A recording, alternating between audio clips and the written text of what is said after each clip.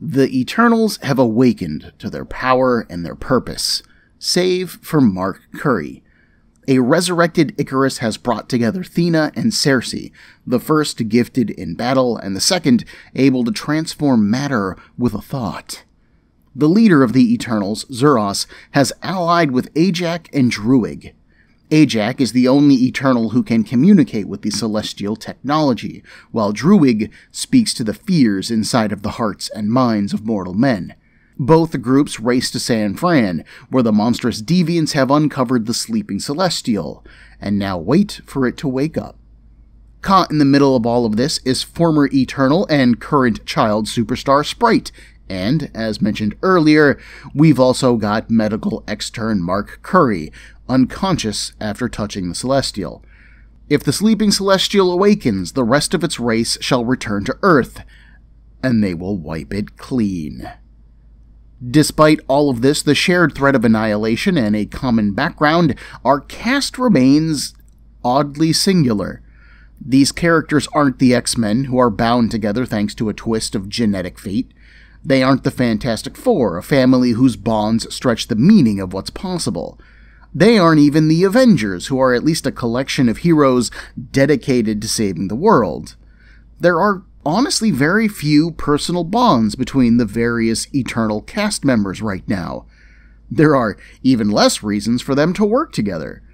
Thena is an undying immortal with a human son, Cersei only wants her friendship with Abigail back, Druig wants power, as demonstrated through his desire to rule, while Icarus is the only character who just wants the truth of the matter.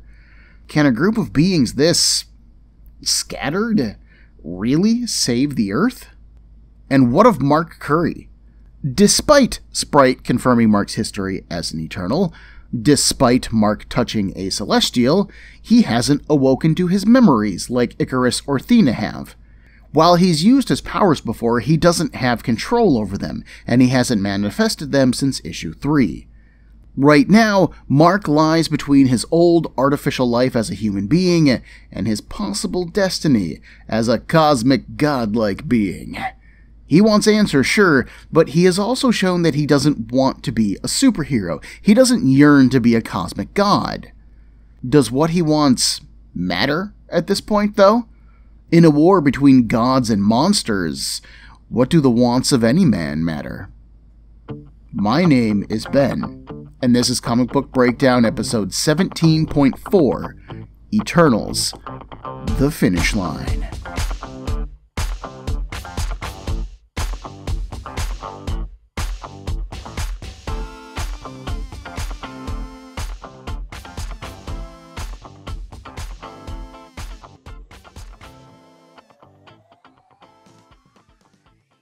Issue 5 is brought to us by our main creative team of Neil Gaiman, John Romita Jr., Danny Miki, and Matt Hollingsworth. But they've brought some backup this time. Joining Miki on inks are Delperdang, Palmer, and Jansen, while Paul Mounts helped out with the colors. As the humans of San Francisco sleep, unaware of how the fate of the world is rushing towards destruction in this very night, they begin to talk. Before time and the universe, I am. Before stars and worlds, I am. Before there was life, before there was hope, before there was darkness, I am. I, the brightest and the wisest. I, the highest of the highest. My essence, the most powerful. My casing, golden, golden. When I spoke, worlds listened, and when I was silent, the solar winds did not blow for fear they might disturb my thoughts. I made them.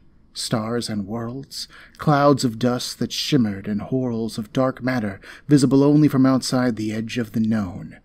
I have made life from the building blocks of life, and I have taken life away. This small planet circles its small sun, time after time, and the seasons change, and the world changes, and I waited in darkness through 500,000 revolutions. And I have dreamed. And I have dreamed such dreams. This doesn't happen to everyone, and we see husbands wake up to their wives mumbling, wives glance at their husbands, babies sleep in their cribs, and they all talk. It's as if they're having the same dream or reading from the same script. The sleeping celestial is speaking through them, telling the story of its long life. But now, the dream is over. Once again, as before, as it will be, I am.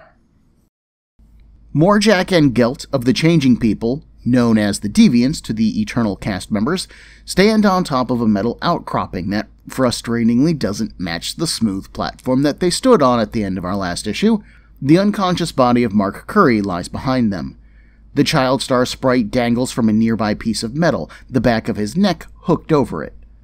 Above them and closing in fast is Icarus's group, who stand upon some kind of sleek metal glider.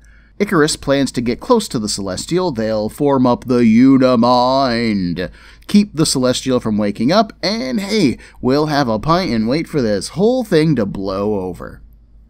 How's that for a slice of fried gold? Cersei points at Thena's son, Joey. I don't think this'll be that easy, she says. In a quiet voice, Joey is also speaking. He has tapped into the mind of the sleeping Celestial, as so many others have.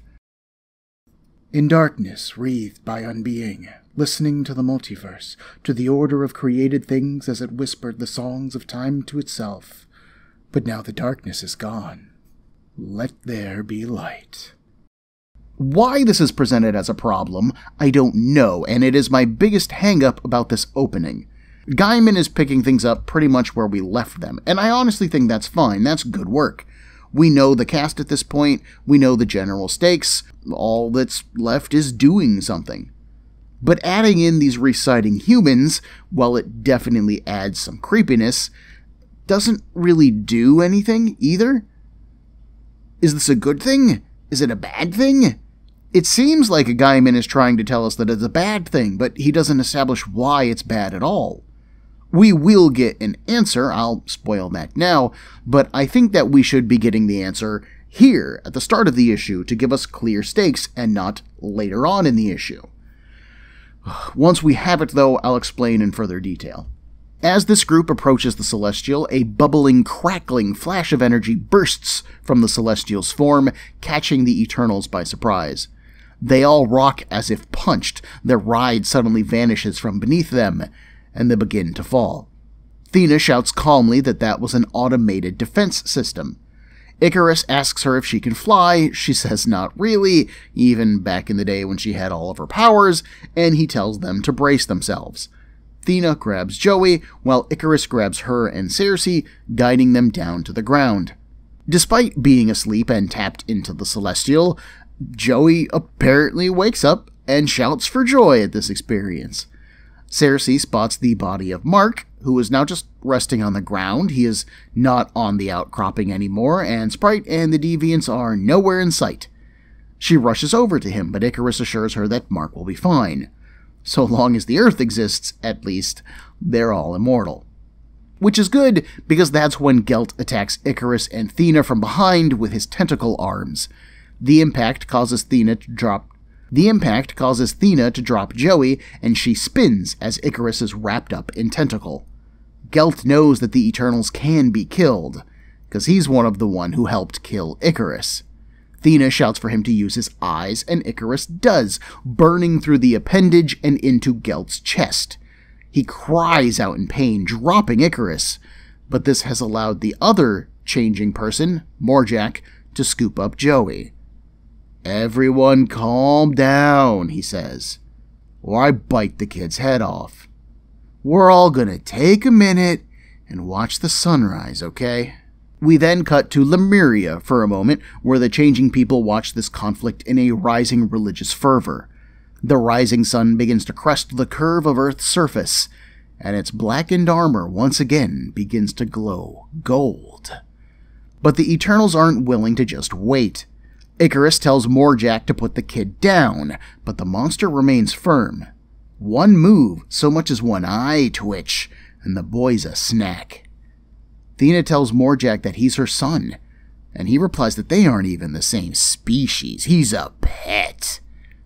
Joey starts to cry for his mama. Cersei, meanwhile, thinks that Mark is okay. He seems to be in some kind of coma, and, it's not like she's a doctor, but he's still breathing for now. They could, and here she stops, finally snapping at the annoyance of Joey crying. She thinks, and Morjack is suddenly a tree. There. Now can we help Mark? Thena pulls her son down off of the tree, but Morjack bought his god enough time. The Celestial's body is entirely golden, and the entire universe shifts. In the blue area of the moon, the enigmatic Watcher, whose mission it is to observe everything about the Earth, closes his eyes and looks away.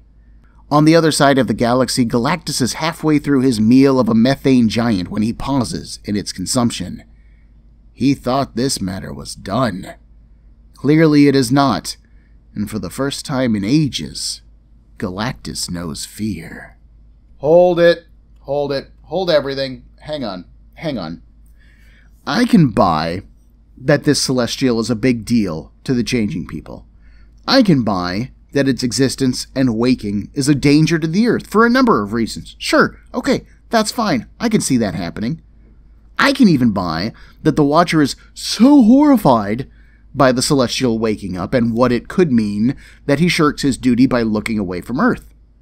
But I will not buy that Galactus has a reason to fear here. Gaiman is using this moment to establish how momentous and horrifying this happening is by highlighting its cosmic significance. This isn't a bad move in and of itself. The Celestials are a big deal in the Marvel Universe, and anything that they do should be of note to the various cosmic powers. Having the Watcher look away is actually a fun inversion of the usual Watcher appearance, too. Normally, when an author thinks that they're telling a big story, they'll have the Watcher show up, highlighting how important that story is.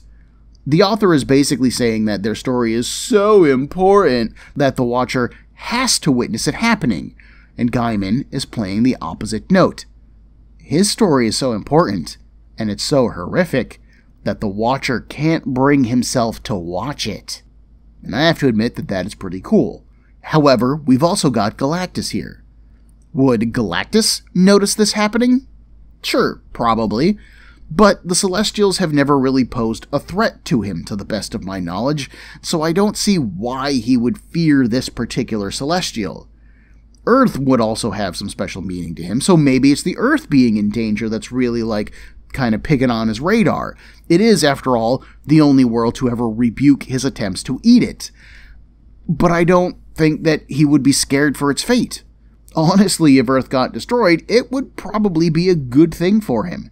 If anything, I think that Galactus would mourn the fate of a worthy opponent, maybe, at best. I know that Gaiman is trying to show us how momentous the Celestial waking up is, but this one doesn't work for me. There are also a ton of smaller inconsistencies with this opening that bother me too. For example, Mark's group opens the issue on a bent metal outcropping as the chamber that housed the Celestial was damaged and torn upon it rising for the surface. But A, that doesn't match what they were standing upon at the end of last issue, which I already mentioned, and B, when Icarus's group arrives, we get another look at it, and now that piece of metal is bent upward. There is no way that Morjack, Gelt, and Mark could have fit on it like we were shown at the beginning of the issue, especially since Mark was out cold, he would have just rolled off the back of it. We didn't get an explanation for Icarus's glider last issue. Cersei did question how it could fly, but not where it came from, and we don't get an explanation for it here either. I'll buy that Icarus can somehow just imbue it with his ability to fly. Sure, why not? But is this something that he generates? Is this eternal technology and it can fold down and fit into his pocket or something? Again, I don't know. We're not told, we're not explained, we're not shown. It's just here and then it's just gone. I also don't understand why the Celestials' automated defenses hit this group. Sprite established in issue 4 that wanting to hurt the Celestial is what triggers the defenses. This is what we were literally shown when he tricked Mark into attacking it. Mark was even closer to the Celestial than Icarus's group was, and he has been frozen for 2 or 3 issues. But Icarus's group didn't mean the Celestial any harm. They recovered quickly from the blast, and none of this experience matches up at all with what we've been shown. Finally, we have Joey sleeping, then not sleeping, and in another minute, he's gonna be sleeping again. I can buy that Joey fell asleep while the Eternals flew from New York City. I don't see how, they were exposed to open air and traveled the width of the United States in a matter of hours, if not minutes, so you'd think that he would have been really cold or hungry or something. But fine, he fell asleep. I can live with that, I suppose. But Gaiman's implication that the shared dream is bad now feels less bad, because you can just wake up from it and it doesn't matter anymore. That's not a threat, it's a bad dream. And it's not even a bad dream, it's just a weird dream. And then Joey wakes up when they fall, and okay, again, that makes sense, but then he just falls back asleep? Really? Really? So keep that in mind. There is some really good character stuff here. I absolutely love that Cersei only saves Joey so that he'll stop screaming and crying. Her main concern here is the only person that she is familiar with, Mark, and I think that's great. She still feels very irresponsible given the importance and scale of everything that's going on here. She is very capricious, yet she remains caring for this guy. That is some pretty solidly consistent character work for her. I also really liked Thena's line to Gelt. "He's my son." Initially, it kind of reads as cold. She doesn't say it emotionally like she's worried about Joey. There's no exclamation point at the end of that sentence. The art also doesn't show concern on her face. She honestly looks calm and collected. This isn't an emotional plea. She's not begging here. This was a warning. She is Thena of the Eternals, and Matt is her son, implying that if you harm him, she will harm you back. That's some great subtle character work like Thena has not seen in this series so far, and I'm here for it. But back to it. In Avengers Quinjet plus Iron Man, why aren't you in the plane, Iron Man? I know you can fly, but you're also flying from New York City and you're just wasting fuel. Just get in the plane. So the Quinjet, housing Avengers founders Hank Pym and Janet Van Dyne, aka the size-changing Yellow Jacket and the winsome Wasp, and Iron Man approach the Celestial. Yellow Jacket jokes that the Celestial is Japanese, taking it for a giant robot, and we all know the Japanese love their giant robots. He turns to Wasp for a reply, and this is... this is stupid. This is so dumb. So the Wasp, she can shrink and grow in size, right? Well, for whatever reason, she decided to stay shrunk for this trip, so she is maybe 6 inches tall. And built into her human-sized chair is a smaller-sized chair that she's sitting in. It pops out of the headrest and she's just sitting there. This honestly cracks me up. This is so indulgent for people with superpowers. I have no reason to be shrunk on this particular trip, but, I just like being small. Can I get a built-in chair that I can sit in, everybody? Maybe take a nap as we're flying to our world-ending disaster? And Yellow Jacket is just sure, babe, you got it. This is so dumb that I love it. So anyways, Hank turns to Jan looking for a joke or a reply, but she can't give one. She has fallen asleep, and now she joins in with a recital that all the other sleeping folks are doing. The years pass in darkness and roiled with seething dreams. I could feel the life I had helped create crawling and battling and feeding and hoping and dying above me, and still I slept, and still I waited. They said it was a crime against life, but without me there could have been no life. Now I shall wake and teach the universe the lesson of my dreams. Hank then radios Iron Man again. You know what? I don't think this robot is Japanese. Iron Man peels off from the Quinjet, heading towards the Celestial. At ground level... Oh, God, come on, man. Okay, we got one more interruption. So I thought that Sprite had been taken from his hanging place by Gelt and Morjack, maybe to be used as a hostage, maybe to hide his presence there, I don't know. But it turns out he hasn't been. He's just been hanging by his shirt from that piece of metal, and none of the Eternals have noticed or cared. Wow. So anyway, Sprite spots Iron Man and points out his arrival to Icarus. Can you guys get on with the uniminding already and fix this mess? Fearing that Iron Man is going to try to harm the Celestial, Icarus and Thena move to stop him. Thena flings her arm, and a bolt of energy gathers in her hands, and then it streaks into Iron Man. Now, preoccupied with the impact, Iron Man doesn't have time to stop Thena from clotheslining him in the neck. But he's armored, and the impact doesn't hurt him. He's more puzzled as he recognizes Thena from his employ. Why is she here? What is going on? That thing down there, referring to the Celestial, could be dangerous, he says. Oh, it most definitely is, Thena replies. That's why I have to protect it. She then sends an energy pulse through his armor, shutting it down for now, and tosses Iron Man to the ground. I hope you're well padded, Tony, she says.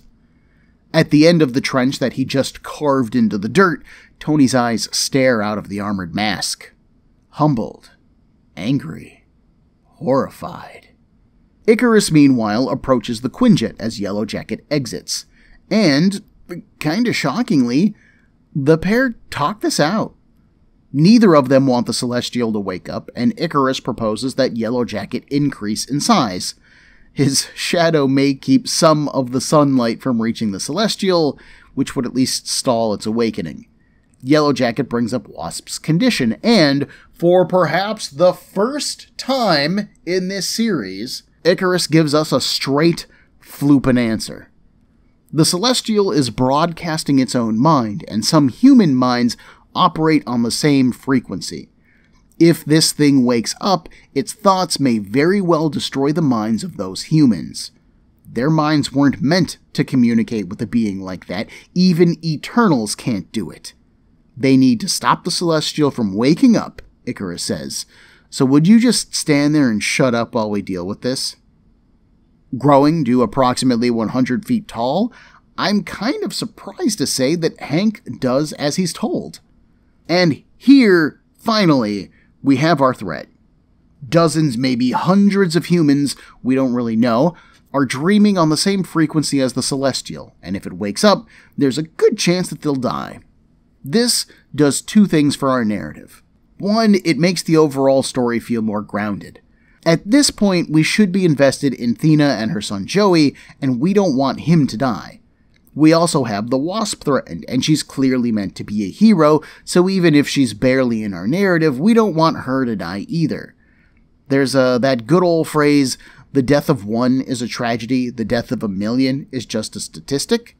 Threatening the Earth is certainly a large danger, but it's also kind of too big of a threat for us to be emotionally invested in. Even the idea of various San Franciscans dying is still kind of a vague concept, as we aren't invested in any of their stories either. We honestly don't care about these fictional people. But, in theory, we do care about the Wasp, and we do care about Joey, and now we have something that's going to hit closer to home to fight for. But the second thing that this does for our narrative is that it gives us a clear escalation in danger. Everything that the story has told us so far about the Celestial has all been vague promises. That if it wakes, the changing people will rise with it, that the other Celestials will arrive to imprison it, or destroy the Earth maybe, or whatever. But there's no ticking clock there, there's no immediate danger. Those are all things that would take time to happen. Even if the changing people rallied behind the Celestial and tried to take over the world again, humanity would fight back. We have Avengers, we have armies, we have nuclear weapons and bombs and drones and ish. That fight would take years, if not decades, to resolve in one way or the other. And who knows where the Celestial host is now? They could be on the other side of the universe. It might take them ages to return to the Earth. But this threat, the death of who knows how many people, can happen right now. And it needs to be stopped. I still wish that this was established or explained at the beginning of the issue, though. We have been vaguely building to this moment since, I would argue, issue 3, when we saw Gelt and Morjack at the stone mural for their religious ritual. And we've got the Celestial exposed. It feels like they are close to pulling this off, and yet we're no swearing stopping to talk about things some more. We opened this issue with the Celestial talking through Dreamers, we had Icarus and Cersei talking about how to handle the situation, and now we're talking to the Avengers, and we're about to have another group of Eternals show up, and then we're going to talk to them for a little bit. Let's no swearing. Do something, y'all. This is the biggest climax that this story could have, and y'all are just flapping your gums. This isn't exciting, and it makes the escalation and threat feel really pointless, because no one here is treating the situation like something terrible is going to happen. It feels totally incongruous to the type of information that we're being told. Even the Avengers basically have to sit this one out, and on the one hand, I want to applaud that because it keeps our focus on the Eternals, but on the other hand, I hate it because they're the only people who honestly give a crap about humanity right here. So long as the Eternals are alive and Earth is fine and some of humanity's population survives, the Eternals' mission is secured. They don't care if a city dies, if the planet survives. Oh, I can feel a pitch coming on, y'all. Athena then, she walks up to the Quinjet, which landed on autopilot, and we see that Joey and Jan's dream lines sync up. I thought that maybe she was going to put her son in the Quinjet for safekeeping, but no, she just walks back to Icarus and Cersei. Morjack the tree, who can apparently talk, despite being turned into a tree, taunts the Eternals. There is no going back now. Icarus is confident that it's never too late to try, though. He calls for Cersei to ally with them so that they can form the Unimind. But Cersei doesn't want to. She doesn't even want to be part of all this. She doesn't have her memories back yet. She can't fly or fight. Hell, she isn't even sure how she feels about having the powers that she does have. Honestly, the only thing that she wants right now is to wake up Mark. Icarus starts to argue with her about how dangerous waking Mark up is, about how much they need her. Eventually, Yellow Jacket shouts for their attention, though. He points at the Celestial. Something is happening, guys. The sleeping Celestial stands up, and everyone is impressed. Even Cersei, who thinks that this is all pretty stupid bullsh, is awestruck. The Celestial isn't quite awakened yet, though, or they would all be dead, Icarus claims. So, he's gonna try to talk to it. Once more, in our superhero comic book, we're talking about what we should do. Alright. As he rises into the air, we zoom in on Mark's unconscious body. Dialogue from Joey and the Wasp is overlaid with Mark. Beyond and before time, I was and shall be again. And when they cast me into darkness, I swore that whoever freed me would be given life eternal, given star systems to rule, given the power of a celestial. Another 100,000 years passed, and I stirred in my sleep. And I swore then that whoever woke me and freed me would not be destroyed when I terminated this part of the universe. And 400,000 years on from that, the earth shook and disturbed. I swore that whoever freed me would perish first, and that would be my only gift. His mind connected with the Celestial, Mark's inner eyes snap open, and he cries out, "No!" I'm not sure what this scene is. I don't know why this is here. I would say that we're learning about the Celestial's motivations and its aims, that it went from being gracious to being vengeful as the ages passed, but we're also going to get a much more in-depth meeting with the Celestial in a moment. So why not just hold off on this stuff? My initial thought was that the Celestial was telling us that it's going to kill Mark, as he is the one who touched it, which I guess started this waking up process. Nothing else seemed to do it, so whatever. Gaiman's hand-waving the hell out of this. So I thought that it was promising to kill Mark, and then Mark is like, "No, that sucks," and that would then motivate him to wake up and do something, but then that doesn't happen at all. In fact, we're about to get a very different scene when we do come back to Mark, and it actually plays against the idea that the Celestial wants to just murder him for fun. So this little scene feels utterly pointless to me, and I'm going to advocate for cutting it because I don't understand why it's here. Icarus eventually draws level with the Celestial's face. "Hey, oh great Celestial, what's up? "How are you doing? Maybe you don't want to blow up Earth, that'd be great." Sparing Icarus from the awkwardness of small talk, our second group of Eternals show, and that's Zuros, Druig, and Ajak. They stand atop some sort of platform of dirt, maybe, with its controls extending from Druig's fingertips. Icarus is surprised to see them. Apparently, the last time that he and Druig met, he blasted Druig into electrons, and believe me, Druig remembers. These two are cousins who do not get along. Yellowjacket now walks over, having realized that he was so affable with Icarus earlier because Icarus was controlling his mind. And Icarus is like, "Yep, I sure did that.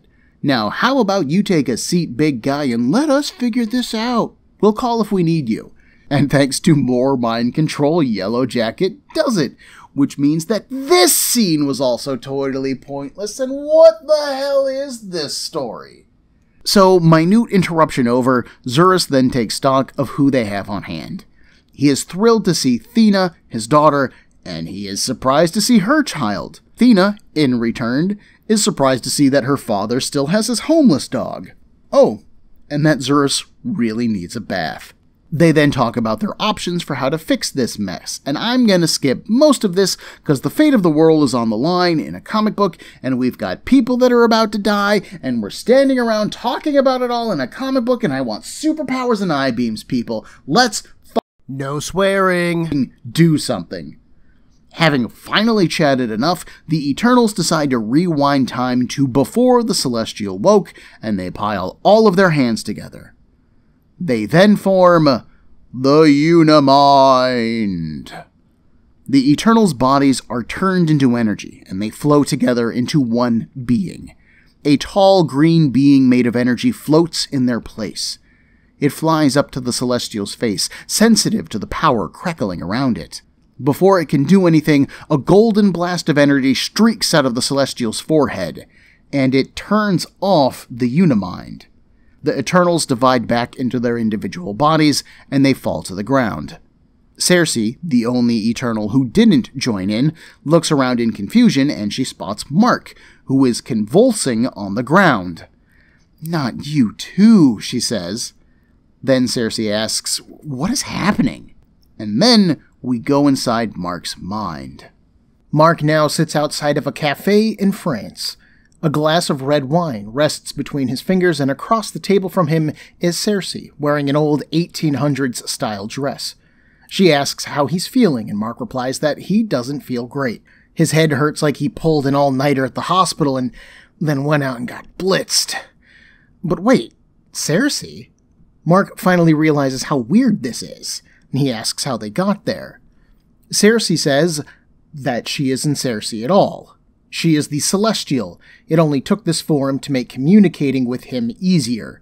It then changes Cersei's face into the Celestial's face, golden, smiling, and disturbing. The Celestial then says that it created him, and yes, it means him specifically. It wanted to build an Eternal around the idea of speed. There are some very interesting features in his DNA. Mark then asks why the other Celestials banished it, but it can't explain why. Doing so would be like explaining comedy to a single bacterium, or the Holy Trinity to a blade of grass. Mark nods, "Okay, I get it, I don't have a frame of reference for whatever happened, fine." But the Celestial doesn't stop there. Now that it has woken up, the Horde, that's a capital H, shall come. But it does not mean it's people, which is what Mark thought that it was referring to. No, the Celestial says, the Horde are the locusts of the universe, and for some reason, now they're going to come to Earth. It's going to take them some time to get to Earth, though, and here the Celestial says that it needs some information. Many things have changed since it was last active. An image of Iron Man appears between them. What is this? Mark explains what Iron Man is, and the Celestial explains that it has been monitoring and absorbing radio and television waves as it has come to. It was prepared to end all life on the Earth when it woke up, but now that it's seen this Iron Man thing, well, it needs to reassess the situation. It tells Mark that it isn't good to be a prophet, just look at the Bible, and the Celestial needs him to be one. Then it begins to change, growing into its natural form, quickly towering over Mark. It tells him that Mark will pass on a message, that the Celestial will be monitoring them all, the humans, the Eternals, and the changing people. When it's finished, quote, when the last shadow has passed, then it shall make its final judgment, end quote. In reality, a blast of golden energy envelops the Eternals, the Celestial the source of the energy. Mark now stands up, and he is dressed in an updated version of his red and white Makkari armor. He looks at Cersei and greets her as if nothing has happened at all. "Mark?" she asks. "Is that you?" Without an ounce of humanity, Makkari repeats the Celestial's warning. He then asks Cersei if she can change Morjack back to flesh. Turns out she can, and so she does, Morjack dropping to his knees. He thanks Makkari, swearing to be in his debt, a life for a life. Makkari basically ignores him and turns to Iron Man's prone form next. The Celestial told him that he was okay and that his systems were back up. "Might as well join us, buddy." Iron Man does so. Makkari turns to Cersei again, asking if she can help Gelt heal from the damage that Icarus did to him. As she tries, Iron Man prepares to do something about the Celestial. After all, as far as he's concerned, there is still a threat here. If this thing has the power to destroy the Earth, then they need to at least remove it, if not destroy it outright. Makkari says that the Eternals won't let him do anything against it. They are literally programmed to defend it. Tony argues that this thing isn't a god. They don't have to defend it. It's just an alien, and they have fought off aliens before. They can do it again. Makkari smiles. "You just go on thinking that, big guy, if it makes you feel better." So Gelt does recover from his wounds, and he does the same as Morjack, promising his life to Makkari, referring to him as the Skadrak. Makkari tells him to just live a better life. "Okay," Iron Man says, finally having had enough of not being important in this book. "What is happening here? Who the f*** Still swearing. are you people?" Zuras speaks for the group. They are the Eternals, the court of last resort for all life on Earth. Iron Man then asks the real question that's on his mind. Whose side are you on? When he asks this, he is referring to the then ongoing split in the superhero community chronicled in the Civil War event. One of those sides, the pro-superhuman registration side, was led by Iron Man. He just saw these people, who he has no information on, who all have superpowers, merge together into an energy being, heal a couple of monsters, and speak for a gigantic cosmic alien. He really wants them on his side, if he can swing it. If they aren't, then these people could be an enormous threat, one more thing that he is going to have to deal with. Zuras looks at him as if he's a child. We don't choose sides. Nations are temporary, empires rise and fall under the gaze of the Eternals. This conflict simply means nothing to them. So why would they even bother? To them, choosing a side in this conflict is like allying with a child fighting over a wasteland. Now insulted, Iron Man glares at Zuras. And the issue ends. That's it. That is it. We've had 6 issues leading up to the Eternals returning to their rightful place in the Marvel Universe, forced to face down one of the very beings who created them, whose sheer existence proves to be a threat to life on Earth. And our ending is that threat deciding to wait. And worse, it chooses to wait not because of something that our characters did, like Mark or the Eternals. It chooses to wait 'cause No swearing. fucking Iron Man showed up. Iron Man didn't even do anything cool here, Celestial. He got his ass handed to him, and you think that's No swearing. cool? You're an idiot. You're a ginormous, shiny, cosmic idiot. I bet the only reason this thing has a fan crush on Iron Man is because he's a guy in a suit, just like the Celestial is an energy cloud in a suit, you dumb vapor. And what's happened to the idea that if the Celestial woke up, it would fry the minds of the sleeping people? The Celestial is clearly conscious, although maybe it's not active, but what level of waking up does it need to be at in order to kill people? because we sure do breeze right past that plot point. In theory, if the Celestial hasn't fully awakened yet, aren't those people still in danger? Are they going to be reciting this thing's deepest, darkest thoughts every time that they take a nap? Why are the Avengers even here? I know that they're here because they're picking up some strange seismic readings, but what is this particular group of characters going to do about that? Can they stop an earthquake? Part of me wants to argue that Iron Man should have brought more backup if that was his goal, but the flip side of that argument is that the Avengers didn't do jack shit. No swearing Here, so as far as I'm concerned, they really shouldn't have been here at all. If you were to write the Avengers' appearance out of this book, the broad strokes of our narrative honestly wouldn't change. The only thing that we need is the Celestial finding out about Iron Man so it can decide to not blow up the Earth, and it's already told us that it is absorbing entertainment. I'm sure that it could have seen a broadcast about Iron Man, maybe even directly referencing something that's happening over in Civil War, and then it could fall in love. Easy, bam, that plot is done, and I just saved us like 4 to 6 pages of unnecessary Avengers stuff. Oh, I want to go on. I could absolutely go on. But we have one more issue to cover, so I'm trying to save my broad strokes complaint for the wrap-up episode. Let's cover our surprise issue 7, and we will have a full picture to look at. Issue 7 opens in the Golden Gate Park of San Francisco, where tourists now have a new attraction to see, meaning the half-mile-tall form of the Golden Celestial. We close in on its face, staring into its crackling eyes, which then turn into the eyes of Makkari, which also crackle with energy. Icarus breaks into his reverie, asking after his thoughts. They were nothing major, he replies, snapping to. Just thinking of old friends, and how empty Olympia feels. The camera pulls back, showing the vast, empty city. Icarus says that he isn't lonely, demonstrating the depth of his friendship with Makkari. From nearby, the voice of Ajax carries to their ears. He protests Zeros's agreement with Druig to basically stay out of his business, and Icarus flies over to see what's up. Just before he lands, Makkari is sliding to a stop, glancing over his shoulder at Icarus. I win. Ajax reiterates the basis of his argument.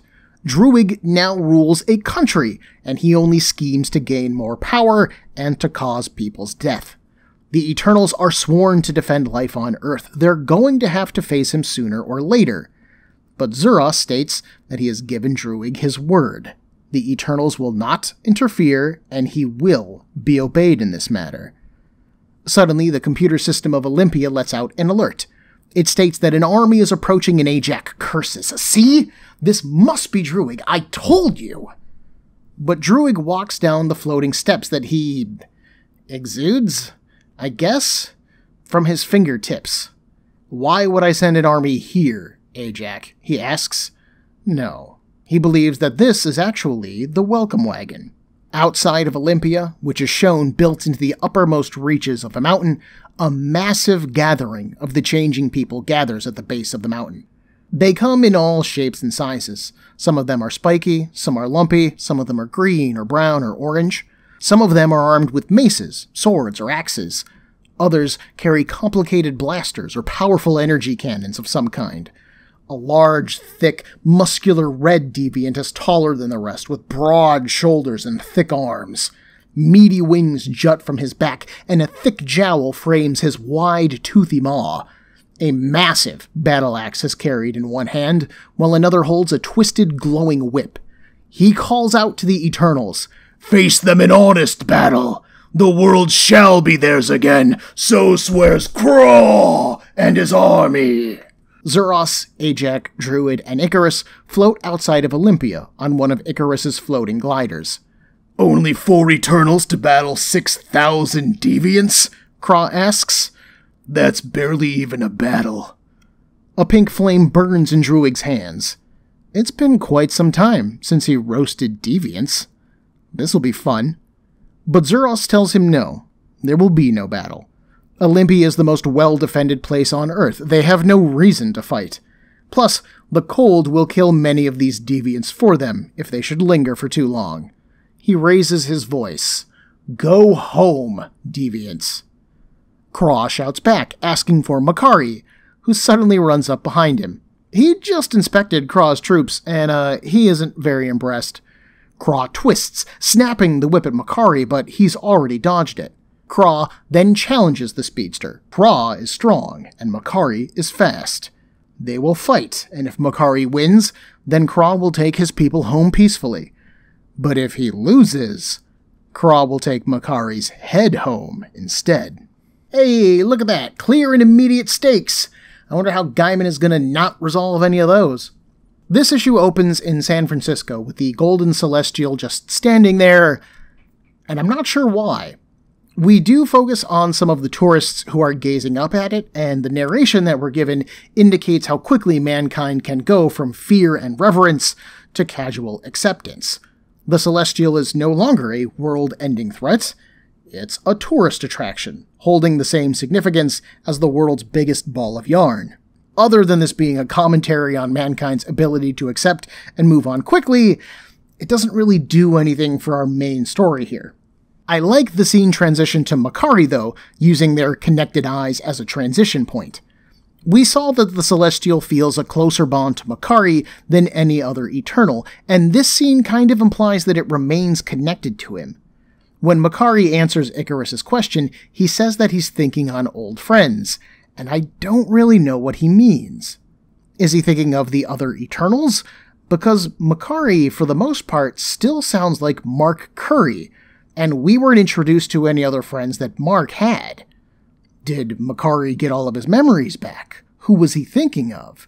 His next line, where he talks about how empty Olympia feels, would indicate the other Eternals is who he is missing, but like I said, we have no indication that Makari has been fully restored. This doesn't feel like Makari, super speedster imposter god. This feels like Mark Curry, a human who happens to have superpowers and a costume, and that is a pretty big difference to handwave as an author. What I think is happening here is that the Celestial's connection to Makari kind of took him over for a little bit. We know that the Celestial is continuing to absorb and process information, and much like how it was broadcasting its thoughts to sleeping humans, I think that it's offloading some of that workload to Makari's brain, like using multiple computers to process large programs. We'll see later on in this issue that Makari stands upon the ice fields of Antarctica for about 2 weeks, doing nothing but standing there, thinking. We aren't really given a reason then, either, so I think that this is the best explanation that I could come up with. Makari is processing, and he doesn't even know it. I am very surprised to see the Changing People show up here. The only established location in this story for them is Lemuria, which was sank to the bottom of the Pacific Ocean millions of years ago. They now live beneath the waves and crust of the planet. But this arm shows up in Antarctica, which is not exactly an easy place to A, get to, and then B, travel across. I'm not sure how technologically advanced the Changing People are at this point, so it's possible that this trip was actually super duper easy for them, but we just don't know. The Changing People haven't really been too high of a priority for the story of this miniseries so far. Even Gelt and Morjack felt more like throwaway background characters than legitimate powers, so this threat kind of feels like it comes from nowhere. Perhaps the most interesting part of this threat is that Kraw wants Makari's head. Not the rest of the Eternals, although that's how he hides his interest.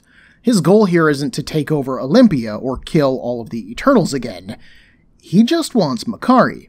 We saw last issue that Makari has a special connection to the Celestial, causing Morjack to call him Skadrak.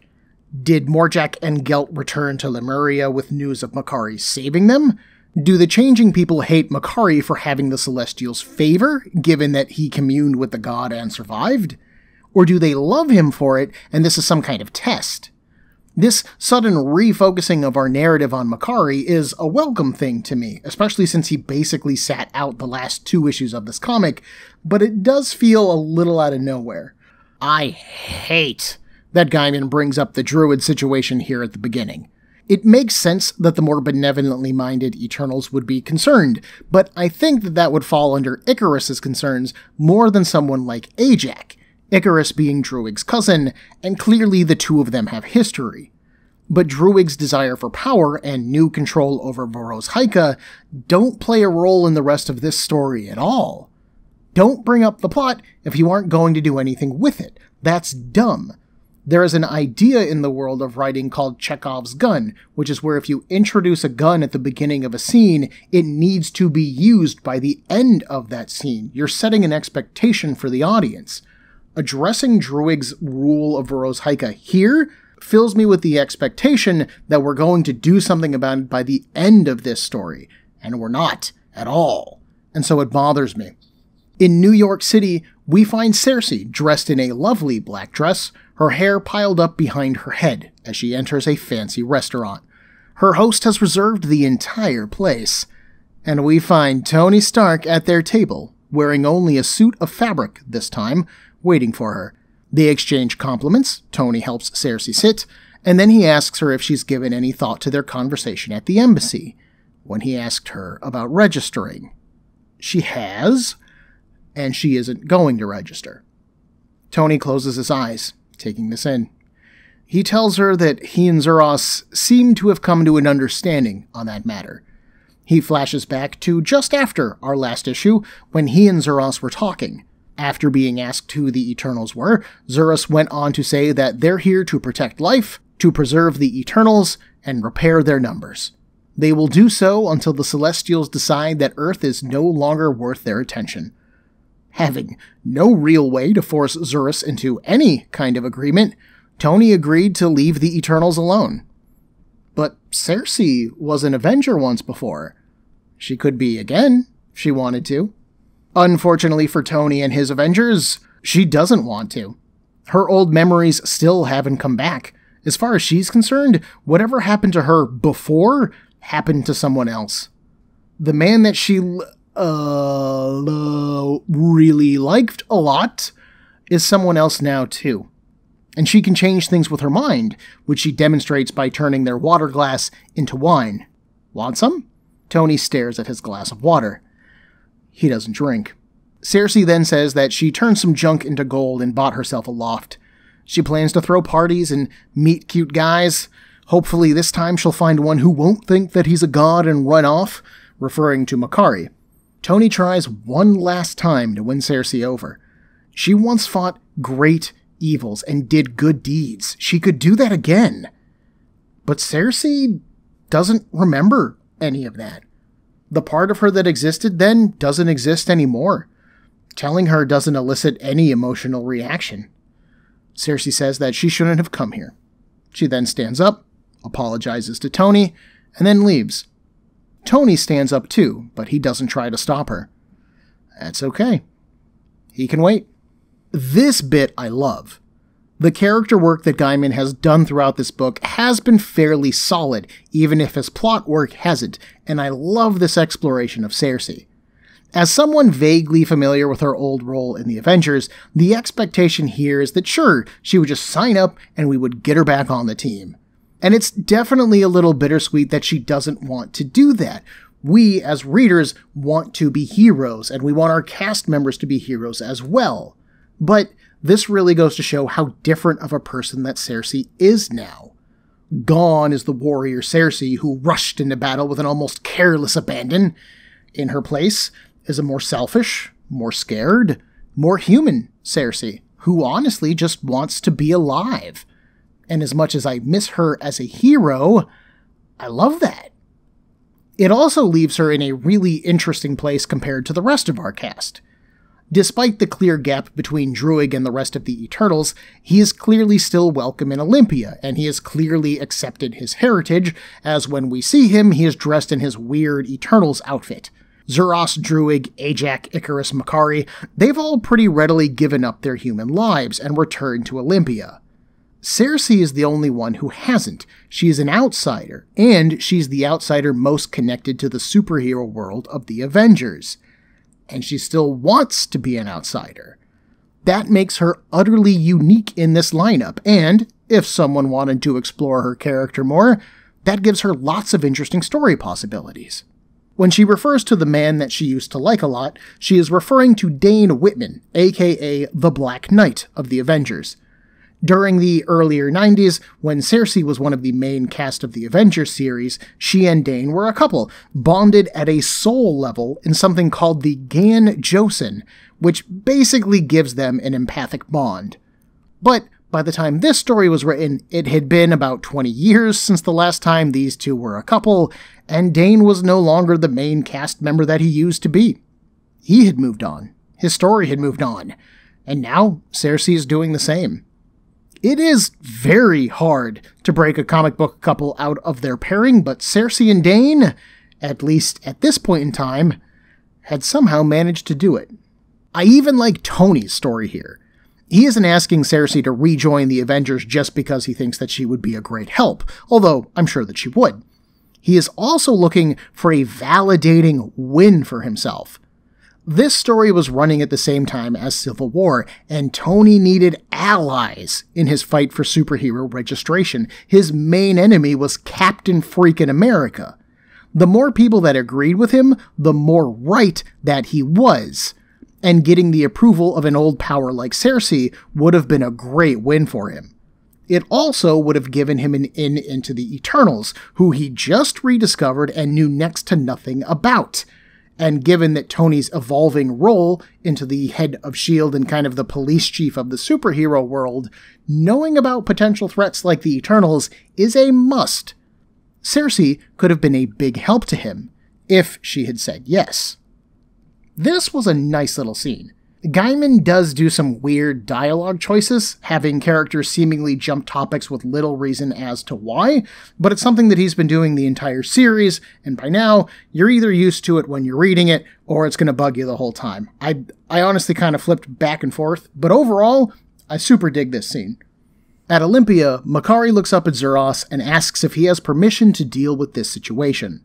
Zuros says that he does, and that he has to leave, actually, important business elsewhere. Druig argues that the Deviant Army is important business, but Zuros feels otherwise. He fades away, teleporting out, and all hell breaks loose. Ranting about how dope he is and how no one tells him what to do, Druig swings his arm and lets a burst of flame engulf a number of the Deviants. Icarus and Ajax soon join in, firing off eye beams, body slamming the monsters, or superheating their weapons so that they drop them. Makkari shouts for Druig to stop this, but Icarus insists that it is too late to stop now, despite last time he was adamant about it never being too late. Druig has kicked a hornet's nest, and now they have to stop them. A thin, mummy-like deviant asks Craw if he should give the order to attack back, but Craw says to hold. He's waiting to see what Makkari does. Man, No swearing. you, Druig. What an Still swearing. asshole. Craw laid out clear and easy terms for solving this whole conflict. All you had to do was let Makkari handle this. But no, let's unnecessarily kill some people, you jerk. While I hate how quickly Icarus and Ajax join him in this fight, I have to admit that it fits their history that they would. A personal squabble among the Eternals really means nothing in the face of their ancient enemies, the Deviants, so I can see their old prejudices overriding reason. On the West Coast, somewhere between Los Angeles and San Francisco, we find young Sprite aboard a train. A nice black woman asks if he's okay and if he needs help, but Sprite manages to give her good enough answers that she ends up moving on. After a moment, Zuros, dressed as a human, appears in the seat next to Sprite. It's hard to be a kid on the run, isn't it? People see a child in distress and they want to help. Hard to sneak around. Zuros adds that Sprite nearly destroyed the Eternals, and because of that, the world. Sprite smiles. Yeah, that was cool. He got to change the universe, and almost got away with it, too. Zuros looks at him a bit sadly. Was mortality really that appealing? Sprite scoffs. Absolutely. Or at least, the not being 11 forever part of it. There's a pause, and then he asks, so what's next? Is Zuros going to make him immortal again? If he does, they will never be able to trust him. Zuros nods. He's aware of that. So what now, we ride this train to Olympia? Sprite asks. Zuros looks at him, a knowing look in his eyes. No. Sprite finally understands what Zuros means. He tries to plead, saying that he's just a kid, but Zuros says enough of that. He hasn't been a child in 500,000 years. They're reaching the end of this journey, and all journeys must end. Sprite says that he isn't sorry for what he did, not really. Then he leans forward to hug Zuros. It's all been leading up to this, hasn't it? Zuros embraces him. I guess it has. And then he breaks Sprite's neck. Zuros closes the body's eyes, puts up the hood of his yellow hoodie, and then he leaves the body. As the train slides into a station, a friendly voice reminds the passengers to make sure that they didn't leave anything behind.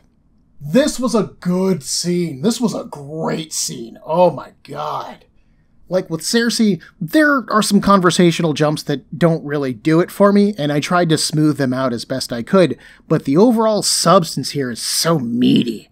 I love Sprite's reluctance to return to being eternal, but I also love that Zuros knows that this was always the end of that story.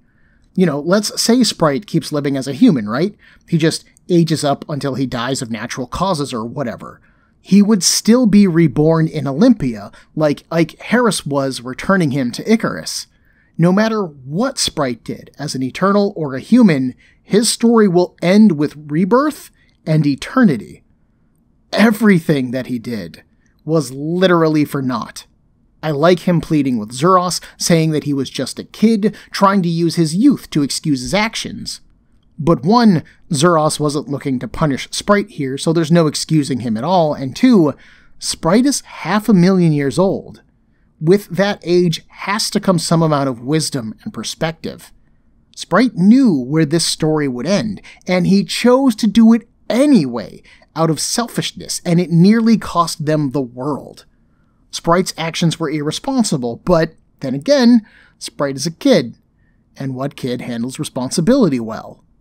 Like with Cersei, Sprite's motivations and actions feel very human, especially how he's reacted when he's called on them. I can't help but be chilled by this scene otherwise. There was no reality being rewritten here. Someone is going to get on that train, and they are going to find the dead body of a child. It'll be reported to the police. There'll be a huge media storm as the world reacts to the news of the death of child star and pop icon Sprite. The world will mourn his hopeful future and all the potential that he had.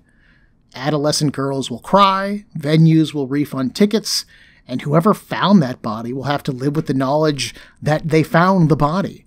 Maybe they even touched it to see if the kid was sleeping. It's legitimately disturbing to me, and I'm even more disturbed by the fact that Zuros chose to leave it there. His job might be to safeguard life on Earth, but that does not make him a good person. There is no thought to the impact that Sprite's disappearance will have, or how someone who finds that body will take it.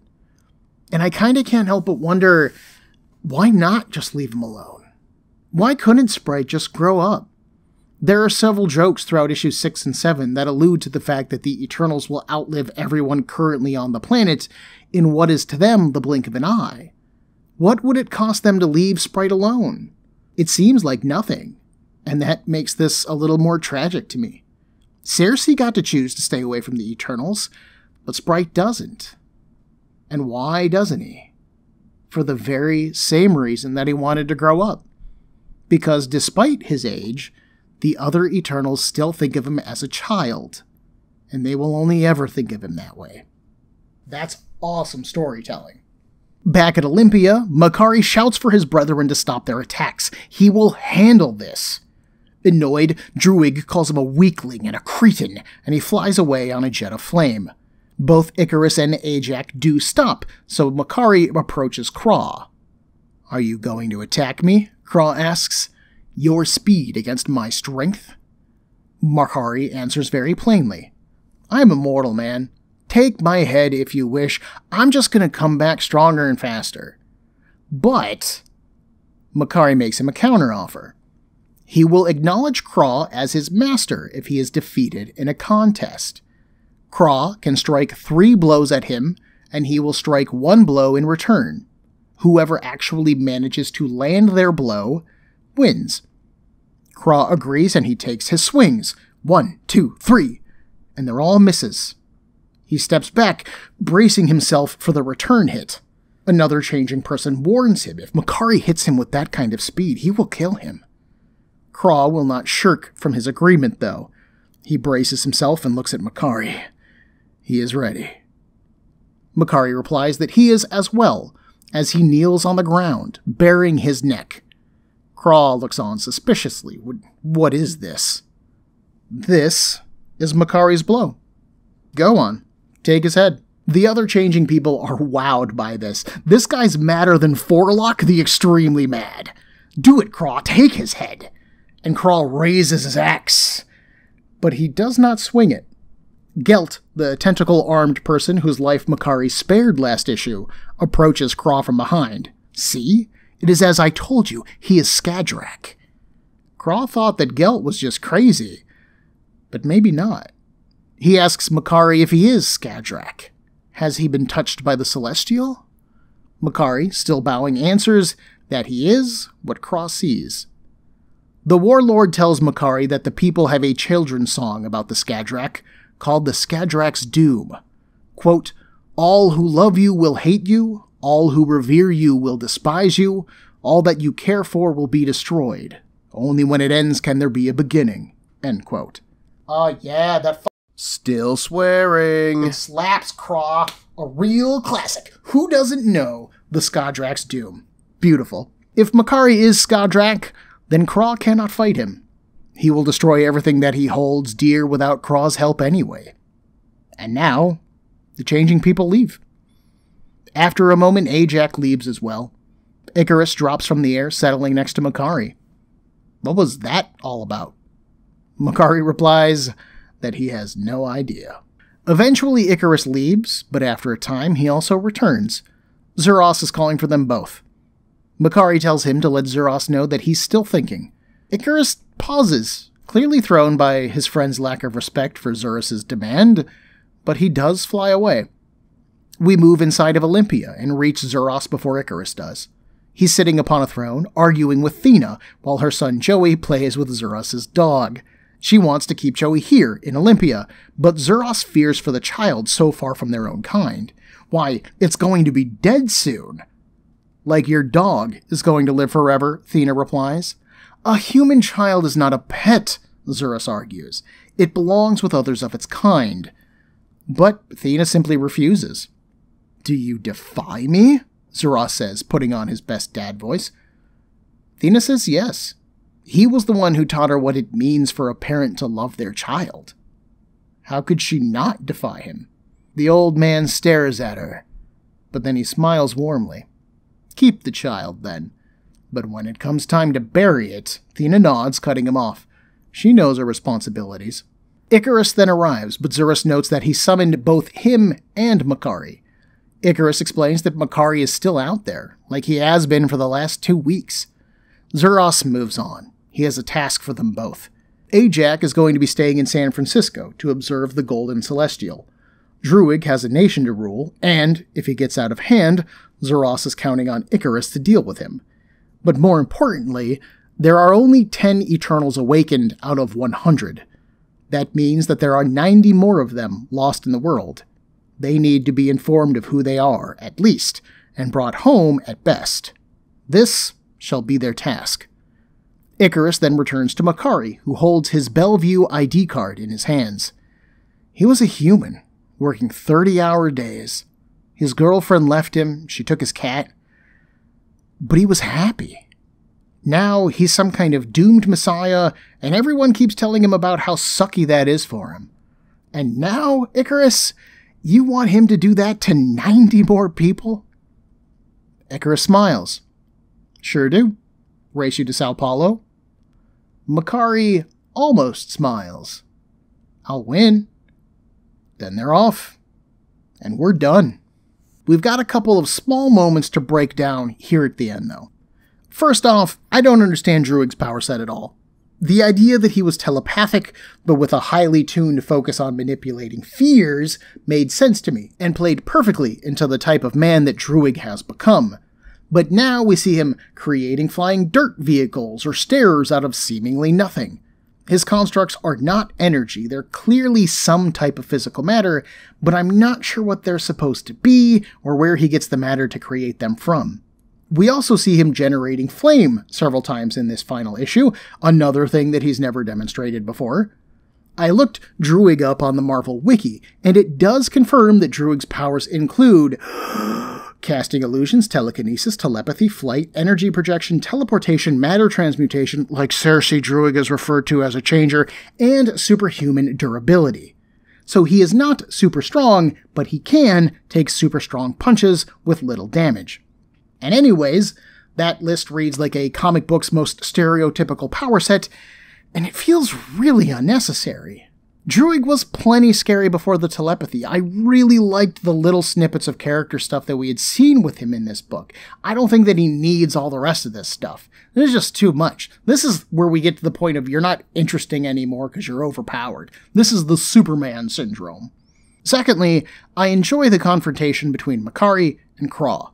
The idea that Morjack and Gelt would return to their people with news of Makkari's actions makes perfect sense, as does the changing people following up on those stories. As a warlord, Craw undoubtedly has greater weight in their society, so him coming back having confirmed Makkari as Skadrak will legitimize Makkari's new role. That's smart. Despite his hope of fighting only Makkari, Craw's aware of how the Eternals feel about the changing people, so he brings an army, just in case. It's a good thing that he does, after all. If it had been just Craw, he probably would have been barbecued by Druig in minutes. Craw might look like a big dumb monster, but it would seem that he's not. He is a skilled, seasoned warrior with an honor all his own, and again, I like the surprising depths that Gaiman is applying to the changing people. I also like how Makkari settles this fight. I love that he references the idea that killing him has no weight to it. Sure, chop off his head and take it home. He'll be back. It doesn't matter. But beat him in a fight. Win his allegiance forevermore. Now that matters. This is also why he offers Craw his neck instead of just punching him. Makkari's goal wasn't to kill Craw. He seems pretty anti-killing so far. He just wanted Craw defeated, so he traps him in his own honor. Craw couldn't strike Makkari again. He agreed to hit Makkari 3 times, not 4. If Craw had killed Makkari, he would have taken his head home, sure, but he would have done so with no honor. For a warrior of Craw's stature, that's the perfect trap. At first, the solution didn't really fit with my perception of who Makkari is. He isn't really a riddle type of guy. But thinking about it, Mark has been intelligent, logical, and quick on his mental feet. We saw him pretend to be the editor of a magazine at the Varos Hyken party, and he pulled it off fairly successfully, so he doesn't only move fast, but he thinks fast. This moment is an extension of that, and I super appreciate it. I love seeing something that is human about these characters playing into what it means to them as Eternals. I am a bit more torn on Zurus' scene with Thena. I really do enjoy them discussing the lives of their 2 charges, the dog and the child, as if they're almost of equal weight. To an Eternal, both of these creatures live only for heartbeats, and they are so different from them genetically as to be another species. But Thena and Zurus both love their charges, and they are willing to break their own general rules to care for them. I'm glad that some part of Thena still cares for Joey enough to keep him around, even if she isn't really acting motherly to him. I kind of wish that some author had told the story of Joey of the Eternals and chronicled his life growing up around these superpowered figures. I can't help but think that, as he grew, Joey would have been one hell of a person. I mean, he would have been taught by scholars who had seen the rise and fall of civilizations, trained by warriors who had fought for hundreds of years against strange enemies of all shapes and sizes, clad in eternal armor, armed with their weapons. Joey would grow up to be a force to be reckoned with, just based on where he grew up. That'd be kind of dope.